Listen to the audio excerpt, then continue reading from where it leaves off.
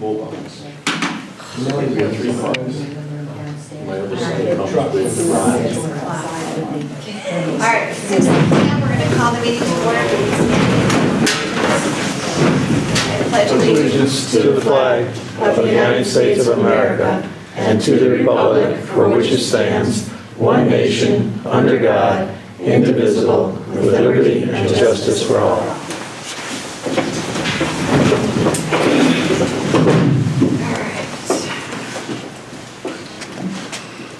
Okay, so we have a few appointments. The first one is Committee on Aging. Francis Kozlowski, who lives at High Meadow, has been attending the Committee on Aging meetings, and the committee has asked for us to put her on the committee, and we do have room for her on the committee. So if I can have a motion. Who was it again? Francis Kozlowski, it's Kosalski. I'll make that motion. Any discussion? All in favor? Aye. Okay. Next appointment is for town planner. We have a committee that consists of Jamin Lorenza, our chair of P&Z, Sam Gold, who is the director of the RiverCog, Jim Vetras, who is the town planner in East Haddam, Chris Corsa, our public works assistant director, myself, Robin Munster, who served for ZBA and EDC chair, and Joanne Riccardelli, who served as HR, went through the interview process. As many of you may know, Bill was the town planner in Middletown for 20 years. He retired from there. He's been working in Farmington for the past 5 years. He's tired of the drive. He's looking to slow things down a little bit. He's looking to work a 30-hour-a-week position, and he's looking to start January 15th. So he's highly accredited. He has many years of experience. I think the town of Haddam is lucky to get him. So if I could have a motion to appoint, he's not here tonight because he is at a very important ZBA meeting in the town of Farmington that he was scheduled for a hearing tonight. It was scheduled for 6 o'clock tonight. Otherwise, he would be here. It's the only reason he's not here. And I obviously respect him following through his obligations in the town of Farmington. The other thing is we were in competition for him. He interviewed in Middletown, he interviewed in Meriden, he interviewed in Clinton. He actually also interviewed with us. And the planner from Middlefield and Durham is retiring July 1st, so they're going to be looking. So again, he's a great guy, he's very fair, he's very even.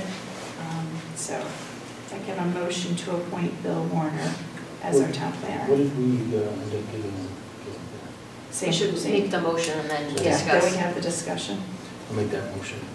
Any discussion? So your question, Larry, is he will be paid, he's within the range of what we were paying Liz Glidden.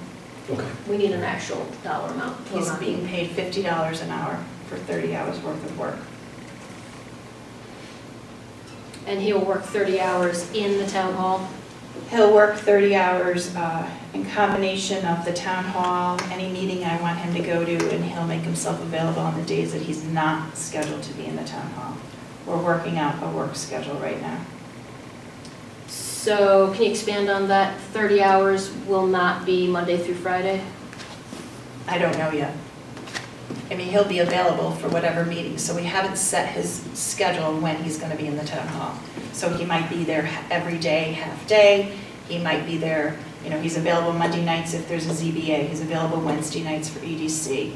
He's available on Thursday nights, obviously, for P&Z, and on the other meetings that fall. And if they fall without the normal course of his work week of what we do, he will make himself available to attend any meeting that there is. So the 30 hours then total will include all his time at these meetings? Correct. And sometimes if he goes over, but it'll be a flat rate, he'll be a salary employee. But you said it's $50 per hour? Yeah, if he goes over 30 hours, there's an agreement that he will not charge the town for over 30 hours. So he will not be in town hall, that he'll be in town hall, say, for 28 hours a week? Is that sufficient? Probably. For? And will he, do you know if he's retaining employment anywhere else No. while he's working for He is as our town not. planner? Just a general statement again, I'm disappointed that you ignored my request to be on the hiring committee, and that we just received this information about 4.5 hours ago. That's not sufficient to hire, in my opinion, to make a decision on the highest paid employee in town hall.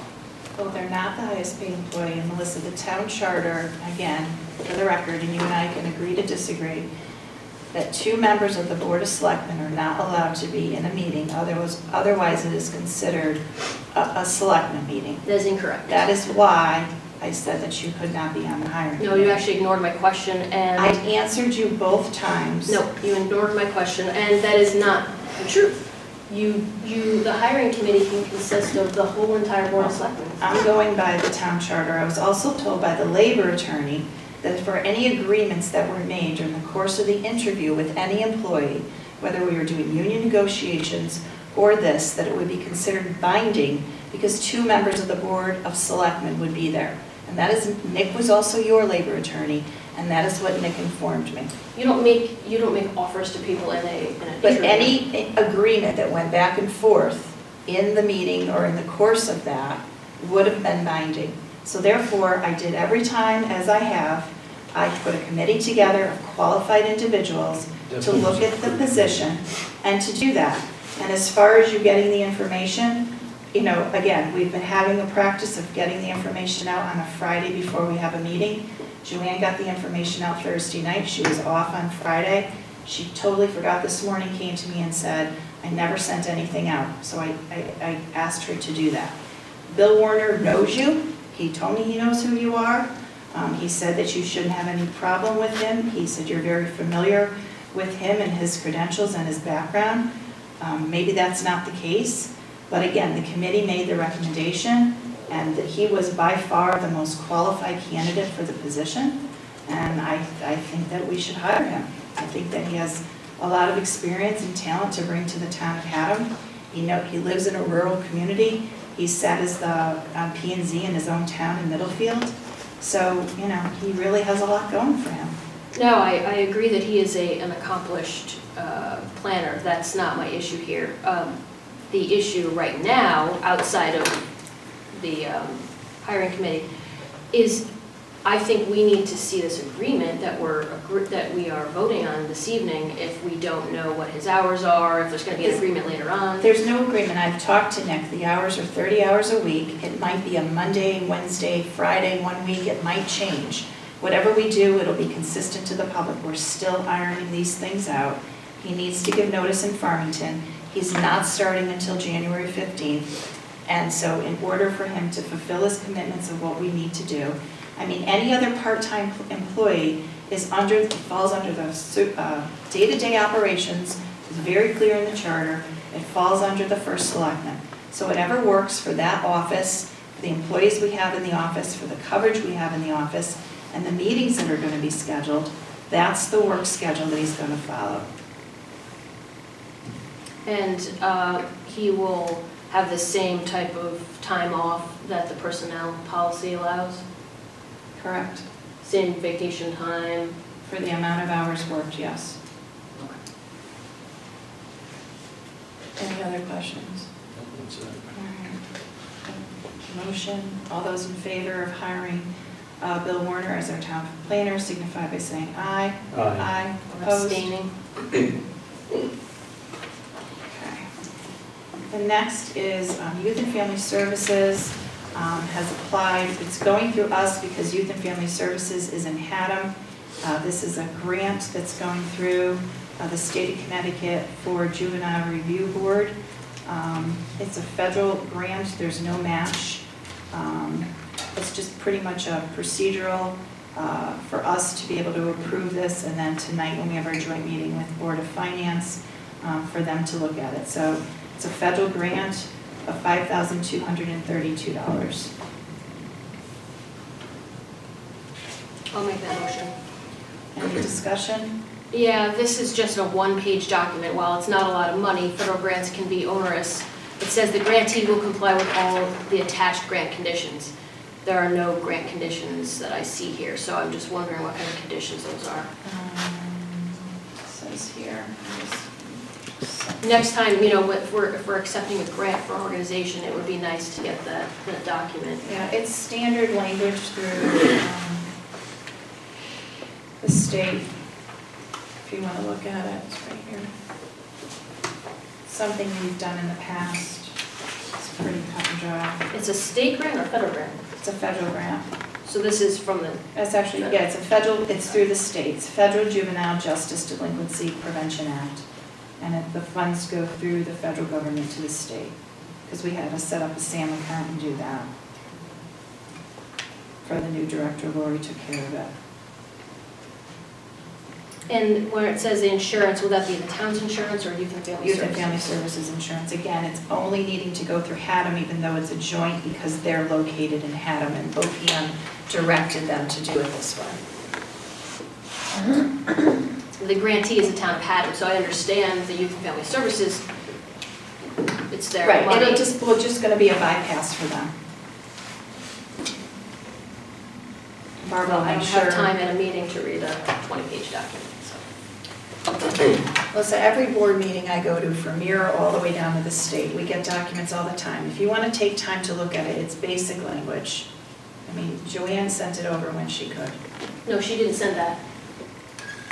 That's what I'm saying, it would be appreciated to receive the actual grant conditions. I understand it's probably boilerplate language, but I feel uncomfortable voting on something that I don't know the conditions about. Okay, so, all those in favor of accepting this grant for Youth and Family Services signify by saying aye. Opposed? Understand. The next piece of business is a dump truck that we have. Chris Corsa provided prices and comparable trucks, although it's hard to know by conditions and mileage and that type of thing. For the condition of this truck, it's a truck that we replaced already. If there is an interested buyer to purchase the truck, I don't know who it is, I know it is someone in town though. The bid prices go anywhere from $2,600 to $2,300 to $8,500 to $12,500 to $9,600. So we have someone who's interested of purchasing the truck for $9,000. These are all bid, Right, so they're comparable, so to just give backup as to why, you know, the Kelly Blue Book on this was lower, so Chris negotiated a $9,000 price. So there's the mileages on the, attached to these, the type of truck, dump truck, as close as he could get to the year. It's a 2001 truck that we're selling. He felt good about the price we were getting. so you're saying you didn't put it up to bid, these are just bid samples? These are bids to show, correct. So he just has a potential buyer that he knows in town? Someone approached, there's a couple of trucks that need to be sold that have been replaced.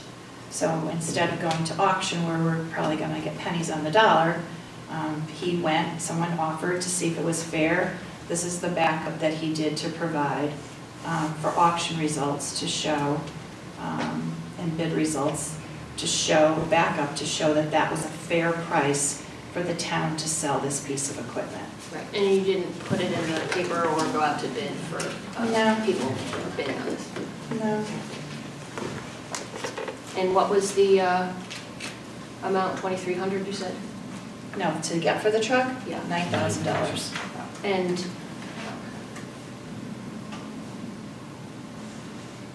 you don't think we should go out to bid? No, not when the bid prices are that, we're getting something that's fair, and we have a willing, ready buyer to purchase it. I mean, if the prices were not in line and out of whack, I could see it, but the average is much lower than what we're getting, so why not sell the truck when we have a willing and ready buyer to purchase it? Is you ready to take it right now? Yeah. I'll make that motion.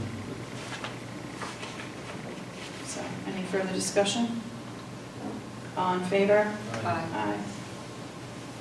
The next thing we need to do is set our BOS meeting dates.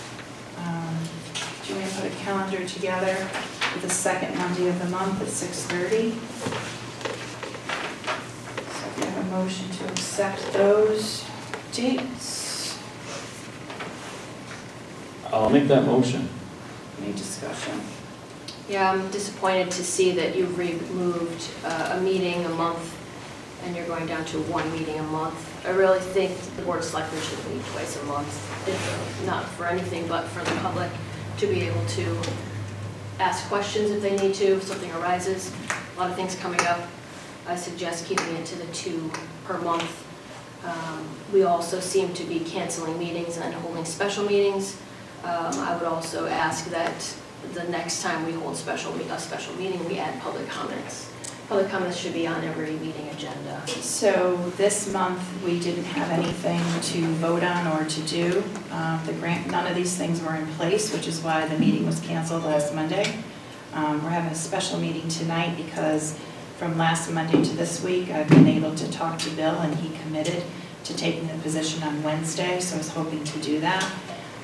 We lots of times don't have business scheduled to have a meeting, which is why meetings are canceled. And we end up sitting here for 15 or 20 minutes and everybody comes out. And I think that if we're gonna all be paid to be here for a meeting that's supposed to last at least 2 hours, then we should have one meeting a month and put as much business in as we can and cover everything in that one meeting. I'm not paying Joanne for 2 hours when she's here for 15 or 20 minutes and you know, if we need to add on a special meeting, we can. We meet on a regular basis during the budget time. We have many town meetings and public hearings for the town to be able to voice their opinions on things. We get emails all the time and correspondence. And instead of just sitting here and having a 20-minute meeting, I think it's just more productive to have more people come and meet once a month and have that meeting be at the second Monday of the month. And then when the Board of Finance meets on the third Monday of the month, the business at hand that we need to take care of is taken care of. It gives time to get to the Board of Finance, and then we're productive and things are staying on schedule. I mean, a lot of the projects that are in place are on status quo. Tax refunds are the only thing that seem to be on a regular basis, and things that happen from time to time. So I'm not looking to cut public time, I'm not looking to do that, I'm just looking to be more efficient. You actually have cut public time. Will you then promise going forward that you will add 2 public comment sections to the special meetings? I do my best to add public comment to special meetings when we have time. Unfortunately, tonight I did not do that because first of all, there's not many items to discuss. And second of all, we have a joint meeting with the Board of Finance tonight at 7 p.m. So I wanted to make sure that we ran on time in case we needed to discuss as a board some of these topics. So when time does allow and there is a topic that needs to be discussed or there is a concern, because these days you can sign up on the town page, you can send an email directly to the office, people can come in and meet with me at any point in time, and they can also write a letter. So if there's, I'm not even reading correspondence into the record. So I'm not trying to cut anything. If anything, I'm trying to get more people to come to a meeting that has some substance to it, that lasts longer, so that if there is discussion, we have plenty of time to take care of it and do what we need to do. Will you, going forward, then add public comments to the agenda? As Special meetings? To special meetings as time allows, I have no problem. I've done it in the past. Almost never have you ever had public comments on a special meeting. Well, I'm, first of all, not required to, and second of all, when time is allowed, I have added public comment onto the meeting. For a 15-minute long meeting, I don't see a problem with a public comment. So I expect then for the next special meeting that you'll add the public comment section then. Any other discussion? All in favor, signify by saying aye. Aye. Nay. A motion to adjourn. I'll make that motion. All in favor? Aye. Aye.